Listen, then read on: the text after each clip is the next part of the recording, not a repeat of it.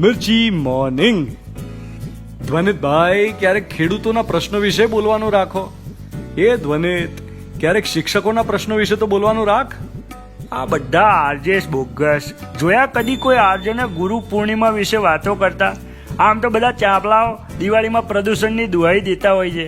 કદી ગૌરી વ્રત વિશે બોલો. ફલાણા નેતા કરપ્ટ છે એના વિશે બોલો. ફલાણા ગુરુ લંપટ છે એના વિશે બોલો. સોશિયલ મીડિયામાં મારા સિવાય બધાને ખબર છે કે મારે શું બોલવું જોઈએ. આ બિલકુલ એવી વાત છે કે પાનના ગલ્લે બધાને ખબર છે કે રોહિત શર્માએ કેવી રીતે રમવું જોઈએ.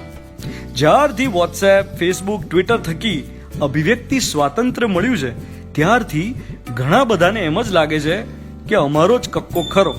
સામેવાળાએ હું કહું એમ જ બિહેવ કરવું, હું કહું એમ જ વિચારવું જોઈએ. કેટલાય લોકો પોતાની વિચારધારા બીજા પર થોપવામાં મજા લેતા હોય છે.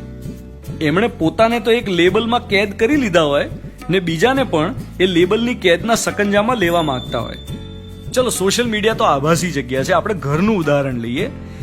મને મરચું ભાવે એટલે બીજાએ મરચાના ભજીયા ખાવા જ જોઈએ એવી દાદાગીરી ના ચાલે. કોઈ મહેમાન આવ્યા હોય તો પ્રેમ આગ્રહ જુદી વસ્તુ છે અને દુરાગ્રહ જુદી.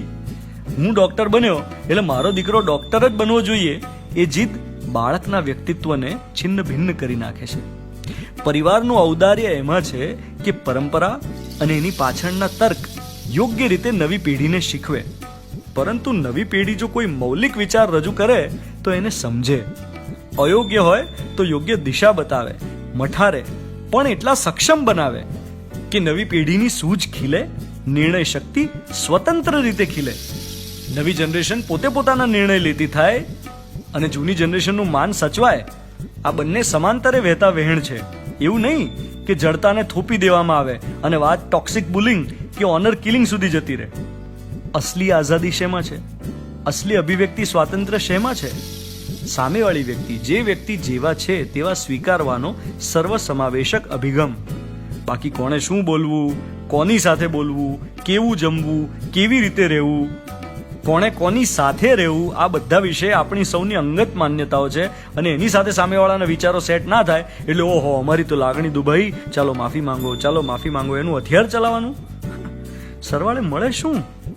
પોતાના કોઈ અંગત હોય તો એની સાથે ઇમોશનલ બ્લેકમેલિંગ કર્યાનો આનંદ અને પારકા હોય તો એમની સાથે બુલિંગ કર્યાનો, એમના પર ધોંસ જમાવ્યાનો પાશવી આનંદ. ભાઈ, અસલી આઝાદી તો જીઓ ઓર જીને દોમાં છે.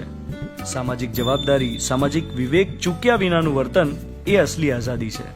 આપણને ચા ન ભાવતી હોય એટલે કે દુનિયા ચા પીવાનું બંધ ના કરી દે.